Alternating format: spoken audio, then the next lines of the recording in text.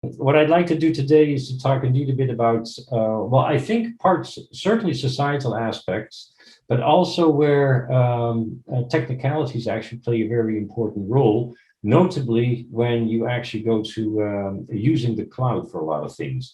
And I'll be concentrating on cloud-based crowd monitoring. Um, I never do this by myself. I always have a couple of partners in crime. And many of you will recognize the setup here. So the most important person here is Valeriu Stanciu. He's our PhD student, and he's been co-supervised together with Ciprian Dober from the Polytechnical of Bucharest, and Andreas Peter, an adjunct professor from the University of Twente. And of course, Ciprian, Andreas, and I are all very wise persons, but then we let Valeriu do all the work. You understand how this works. But he's doing very well, actually, and he's accepted this role gratefully. What I first want to do is I want to talk a bit about Wi-Fi based pedestrian monitoring in a nutshell. I'll try to keep this as brief as possible.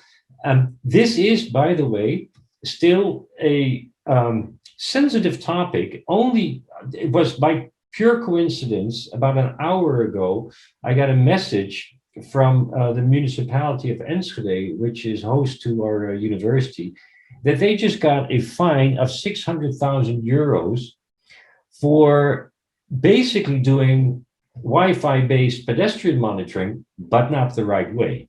So what I'd like to do today is to discuss a bit where these problems come from, and tell you a bit of how we think it could be done in a proper way. It's a nasty topic, by the way.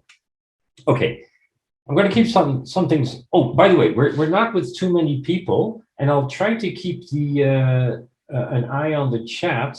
So I very much appreciate that if you have questions or you want to interrupt me, just do so, because that will at least give us a more lively discussion. And which is, I think, very much possible with, there are now approximately some 10 participants. So interrupt me when you'd like to do this. The story is actually very simple. You all know this, I guess. You have a mobile sender, you have a receiver somewhere. We know that our smartphones continuously send out all kinds of messages.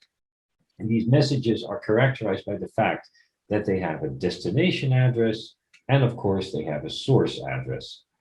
And then the whole issue is that if the receiver can record the source address and the time when a message arrives, and you know actually the location of